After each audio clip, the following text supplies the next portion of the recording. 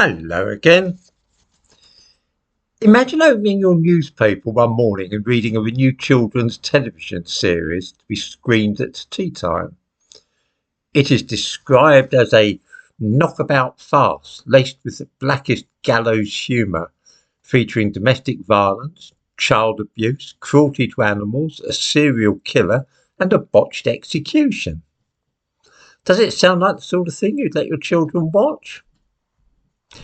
Welcome to the bizarre world of Punch and Judy, the adults only entertainment which has over the centuries metamorphosed into a seaside treat for the kiddies. Punch and Judy arrived in this country from Italy some 350 years ago. Their first recorded appearance was at Covent Garden in 1662. A plaque on the side of St Paul's Church there commemorates the event. One enthusiastic spectator wrote in his diary for May the 9th that year, "To see an Italian puppet play which is very pretty, the best that I ever saw." The name of this man, Mr Punch's earliest known fan, was of course none other than Samuel Pepys. Others evidently shared his opinion, because a month later the show's proprietor, Pietro Gimonde from Bologna, was summoned to perform before King Charles II. Nobody knows for sure how Punch and Judy shows began. When Samuel Pepys watched the puppet theatre at Covent Garden, the central character was called not Punch, but Punchinella. Punchinella the clown was of course a stock figure from the Italian comic theatre of the early 17th century. Some experts trace Mr Punch's origins back further than this, suggesting he's actually an incarnation of Vice, an important player in the medieval miracle plays of southern Europe. Whatever his derivation, by the mid-18th century, Punch and Judy shows, usually operated by Italians, were a familiar sight at fairgrounds across the whole country. After assuming various names, for instance Pulcina and Punchinello, the protagonist has become, by universal agreement, Mr Punch. The basic plot had also become fixed. Mr Punch, an impatient and violent hunchback, is left in charge of the baby, whom he then murders in a fit of anger. When his wife discovers this, she attacks him with a wooden club. He retaliates, beating her to death. He also kills the family's pet dog. Sentenced to death, he outwits the executioner, killing him in the process. The early Punch and Judy shows were performed with marionettes, which are string puppets. These require a number of operators, however, and with the violent nature of the play, the strings were very prone to getting tangled up.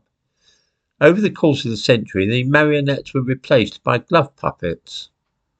These possessed the dual advantage of being both more robust than string puppets, and also, of course, of enabling one man to operate two puppets at a time.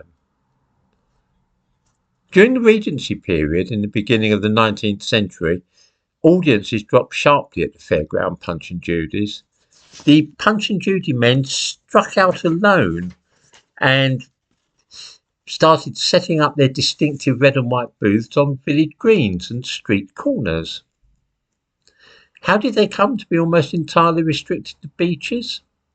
A number of factors during the Victorian era militated in favour of this development. For one thing, people began taking holidays at the seaside, spending money there on various entertainments. The burgeoning rail network also brought day trippers from the industrial cities. Secondly, the bustling city streets of 19th century Britain were not ideally suited as locations for impromptu puppet shows. The beaches of seaside towns, on the other hand, were crowded with holidaymakers and their children simply crying out for this type of diversion. It was at this time that the Punch and Judy show made the transition into a specifically juvenile entertainment. Mr Punch of the Regency was a foul-mouthed little fellow, much given to risque jokes and sexual innuendo.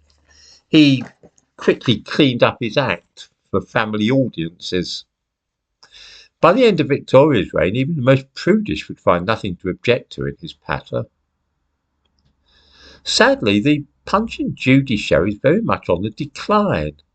Perhaps modern children are a little too sophisticated to be amused by a squeaky-voiced glove puppet. In deference to modern sensibilities, the remaining Punch and Judy men seem to have bowdlerised their acts in order to purge it of much of the violence. These days, nobody is killed, and far from being beaten to death, Judy gives as good as she gets.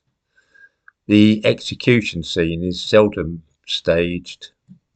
At the last Punch and Judy show I went to see, it was actually billed as Judy and Punch, and Judy was given the leading role. It seems likely that the present generation of Punch and Judy men, most of whom were at least middle-aged, will be the last. It's a pity because watching the audience at a Punch and Judy show soon reveals that few are completely immune to the charm. It is a fact that even the most jaded and bored-looking adult ends up grinning at the absurd little man's antics. Perhaps we've come full circle and Punch and Judy once more appeal more to adults than they do to youngsters.